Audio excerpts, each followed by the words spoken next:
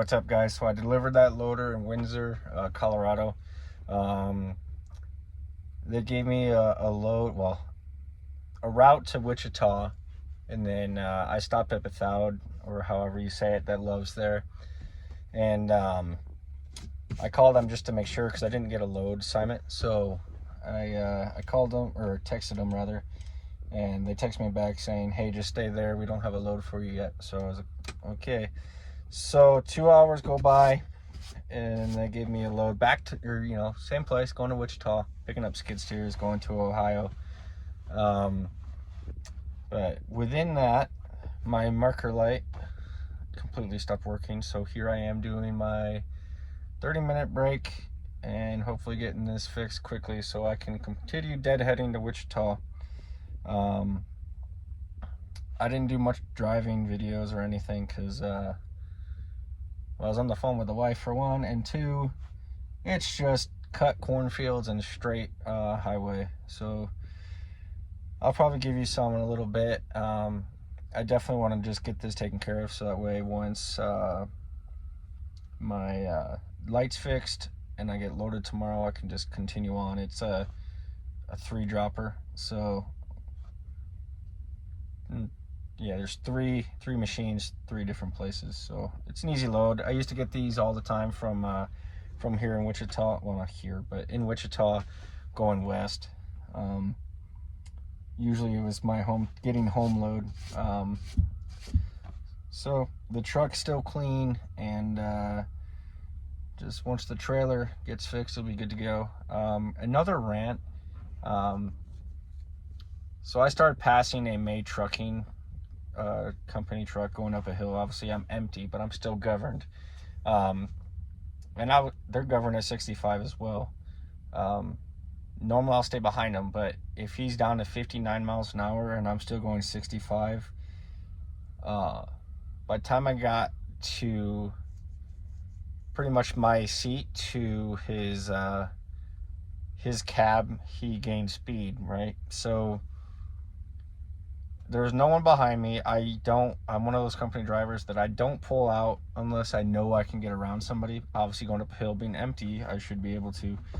But since he gained speed, it became what everybody hates, a fucking 10-mile long passing, and he just would not let off. Now, I'm the company driver. If I'm slower because I'm heavy and another guy's obviously catching me and he starts passing me, I let off and I'll probably drop like 3-4 miles an hour.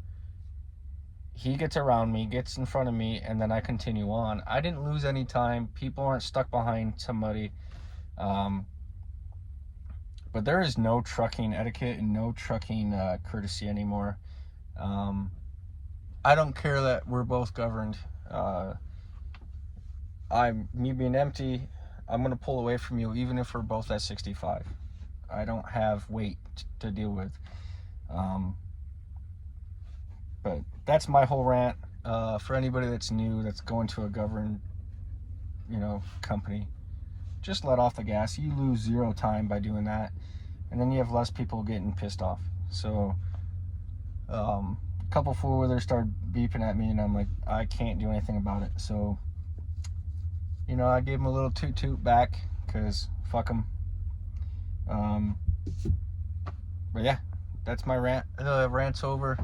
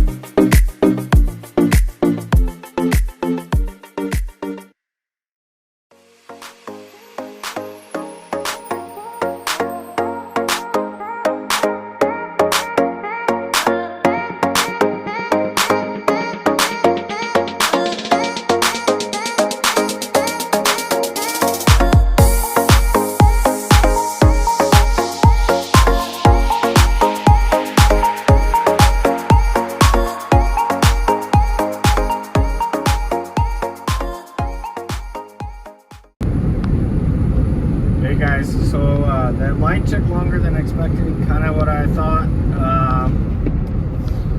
They didn't have the light that would fit, so he had to go outsource it and go to Napa and had to wait for authorization. But either way, I'm rolling now, but it put me way behind, so now I got to do a bunch of math and figure out exactly how I'm going to get there. Make sure I can get there on time for my pickup tomorrow.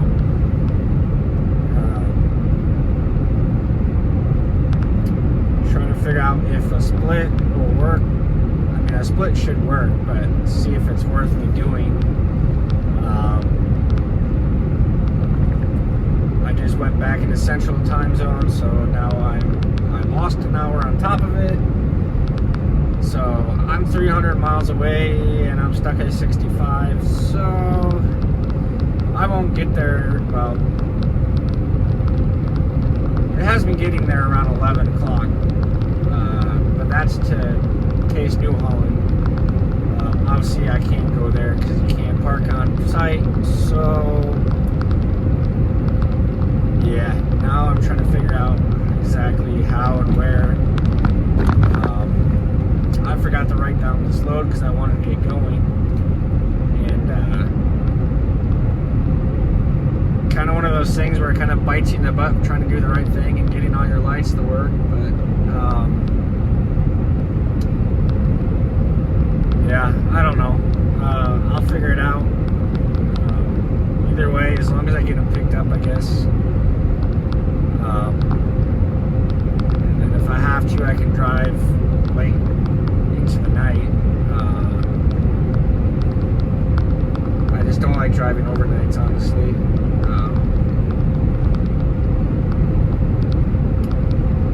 I'm in Kansas.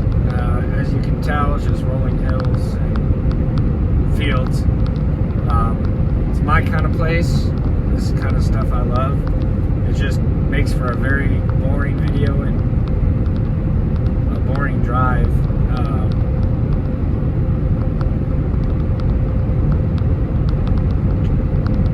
With me deadheading with this empty step deck and this truck, I'm getting about 10.5 miles a gallon. So, I mean, that part's good. Not that I pay for fuel, but I keep track of my 90-day. Right now, my 90-day average for this truck, with the loads that I've been having and where I've been, is 706, which is terrible for a brand new truck. But then again, I've been going up mountains, heavy loads, strong headwinds, broadside winds, really cold weather. That all makes a difference. So I like to run this truck like it's mine. Like Interstate Made Me always says, have pride in your ride, whether it's yours or not. The way I look at it is they trust me to drive their truck and their trailer, so I'm going to take care of it like it's mine. It's my house while I'm driving, working, and I want it to look like how I want it to with what I can do. Obviously, I would have a drop visor just because the stock visors are useless, but I can't do that. So, but I'll do the other little stuff and keep the wheels clean. I try to keep the truck clean, the trailer clean. I gotta get the rest of Renegade's products so that way I can use the grinder or rotary, and get these really how I want them. But with that said, another pet peeve is that I've had, and I didn't put it in the last video, is when you're in a truck stop, you don't need to go 30 miles an hour. We've already had brothers that got hit. I think it was in Tennessee, and then I don't know. You don't gotta crawl, but there's no need to fly through it. It's not a truck stop 500. It's not NASCAR. It's not the European Truck Series. I get we all are on a time crunch. We all got stuff to do, but just have respect. And that was the other thing. FSC Trucking as well. If you don't follow them or follow him, go follow him. He said it pretty good. I think it was the last video. Like, there is no courtesy or respect for trucks anymore. Like, no one cares about each other. It's all me first, and there's no brotherhood left. That part I have noticed. And I've only been driving for 2 years, so I 100% see where he's coming from. I'm also a person that likes to talk to the old guys and try to learn as much as I possibly can. My grandfather instilled that into me. Be the best at what you can be, and no matter what you're doing. So if I'm pushing a damn broom, I'm going to be the best broom pusher. If I'm a truck driver, I'm trying to be the best that I can be at that. You know, vice versa, no matter what it is. But yeah, I just want to have, you know, get that respect back in this industry, you know, and have common courtesy for one another. There's no need to drag race each other at 65 miles an hour. Like, I don't pull out to the left lane unless there's a reason to, or knowing that I can get around them. Like, I'm empty, so I can go up a hill faster, even though it's 65, than a reefer can being loaded, or a dry van. So, but if you can see that I'm gaining on you, and there's a whole line of cars that magically appeared, because obviously it takes me forever to get around people at 65, it's not hard to drop, you know, a couple miles an hour. I do it to everybody, no matter what. I don't care what company or who you are. I don't care if you're going 80 miles an hour. If I see you in the left-hand lane and I see cars behind you, I'm going to slow down so that way you can get over as fast as possible so traffic keeps flowing. It's not that difficult. But, you know, no one thinks that way, I guess. But it's neither here or there. There's only so much, you know, we can all try to change it, but until everybody, including, you know, the people from the Middle East, Russia, Mexico, hell, even, you know, our own people here in America, until they start realizing, you know, have common courtesy to one another, and it's never going to change. Like, you can see ahead of me, he's a prime driver. He's probably a company driver, so he's going 61 to 62, whatever they can go. When I look in the back of the mirror, I know I have a couple miles, but I also know it's not going to take me that long to get around him. So, I don't know. It's just one of those things. It's also why I don't believe in speed governors. I don't mind going 65. I still get plenty of miles. I can still get everywhere. But for certain circumstances, when I wish I could at least have like a passing speed, get around, get out of a situation, stuff like that. But I'll leave you guys with that. I'll catch you guys later. Hey, good morning, YouTube. It's 5:30 in the morning. On my way to Wichita, Case New Holland plant. I should get there around like a 9. I'm letting truck warm up for a minute, and then we can start rolling. Hey guys, I made it to Wichita. If you can't really see it because of my mount for my phone, but to the right here is a Cessna Beechcraft.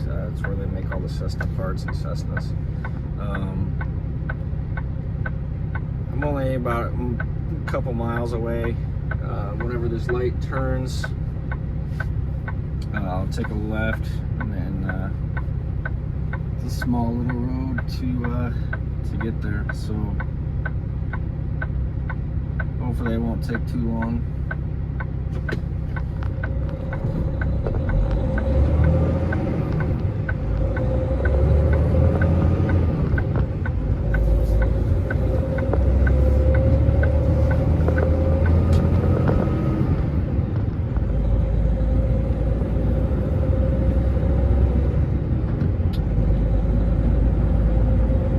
Wichita, it's kind of beautiful. Not beautiful, but it's not a bad little area. Now, I don't know about to live here, but the drive-through, it's not terrible, I should say.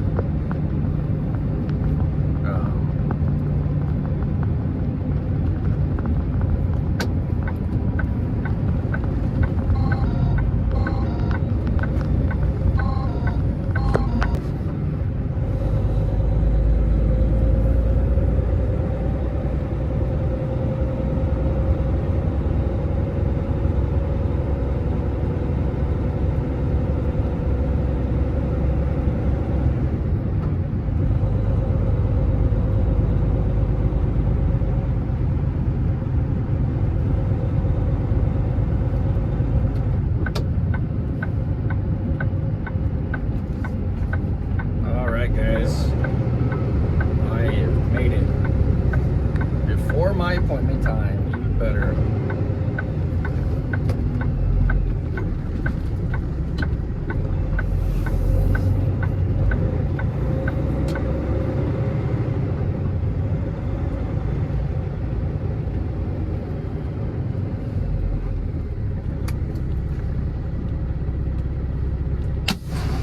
Alright guys, so I'm gonna go check in and then I'll get back to you guys here in a couple minutes.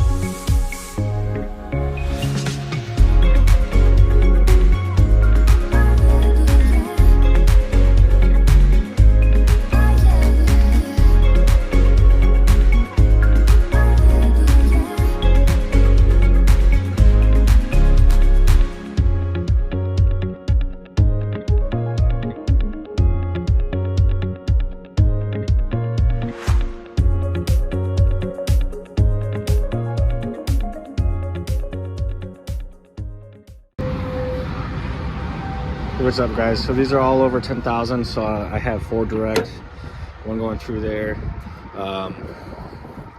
Underneath here, this strap is for this bucket because for this one I had to do it a different way.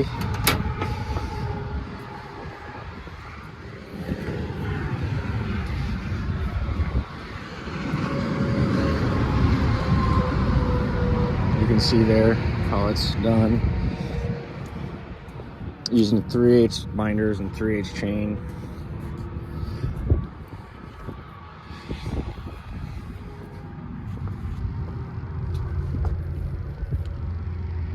This 362 is the biggest one I think New Holland makes.